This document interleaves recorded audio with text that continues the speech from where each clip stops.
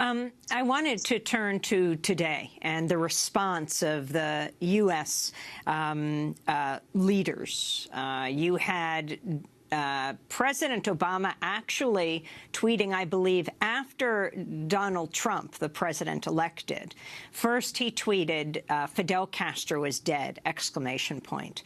Then condemned the late Cuban leader in a statement issued hours after Castro's death.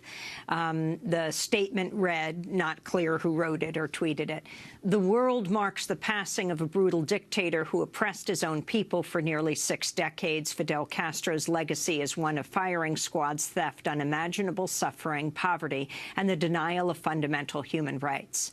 And then that was Donald Trump. This is Donald Trump's senior advisor, Kellyanne Conway. We're allowing commercial aircraft there. We pretend that we're actually doing business with the Cuban people now when really we're doing business with the Cuban government and the Cuban military.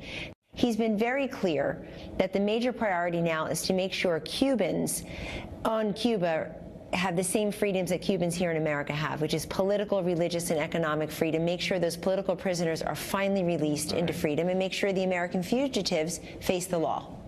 So that's Kellyanne Conway. Peter Kornbluh, can you respond to her description and also talk about what this means for today, as this all takes place in this period leading into a Donald Trump presidency, and what this means? I can. But let me just follow up on Lou Perez's point by saying a very personal anecdote. When news very early Saturday morning came in that Fidel Castro had died, I spoke to a very special friend of mine from Peru, and she said to me, for most of my life, he was a hero to me for standing up to the United States. And certainly throughout Latin America and much of the Third World, that, I think, was a prevalent thought about Fidel's passing. He stood up to the United States. He gave pride, nationalism, self-determination, sovereignty, independence to Cuba, but also created a model and an aspiration for many other peoples and many other countries in the Third World that had been under the thumb of the United States for many years. You know, we're in a very delicate moment right now with the election of Donald Trump. Trump, in September, went to Miami and tried to garner hardline Cuban-American votes by saying that he was going to rescind and reverse all of the executive orders that Barack Obama had made to move the process of normalization of relations with Cuba forward, and that he would reverse that process unless the Cubans gave in to our demands, gave in to our and made concessions to the United States. And I can tell you from being in Cuba often that the word concession is a true 4-letter word in Cuba.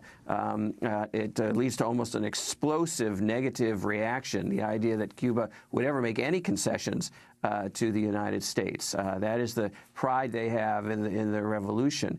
What Obama has done is not made a bad deal with Cuba. He hasn't made any deal with Cuba at all. He had said to the Cubans, we are going to move forward in the interests of U.S. policy, in the interests of our relations with the rest of Latin America, and in our own interest that we should have a different relationship with you, and we think it's going to have an impact on your society, on your economy, and on your politics over the long term. But we're going to move forward towards normal relations, and you can join us if you want, or if you don't want to, you don't have to.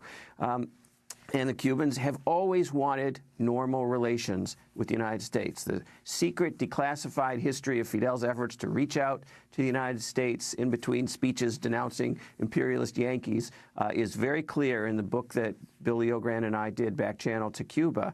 Fidel wanted the validation for the Cuban Revolution of having a peaceful coexistence with the United States.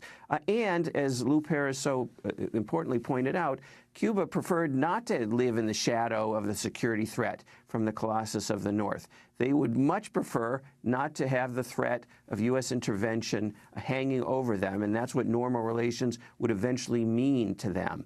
And now we have a situation where Trump may want to roll back these great gains. They're happening at this very moment with these direct flights to Havana and tens of thousands of Americans going. Landing as we speak for the first time, direct flight. This is a dramatic moment, and it's really the moment in which U.S. citizens and the citizens around the world are going to have to really organize to press for a continuation of this very important process of peace and dignity and harmony between the United States and Cuba, which is now being threatened by the position of the incoming President Donald Trump. And your response to the description of Fidel Castro as a brutal dictator, Peter?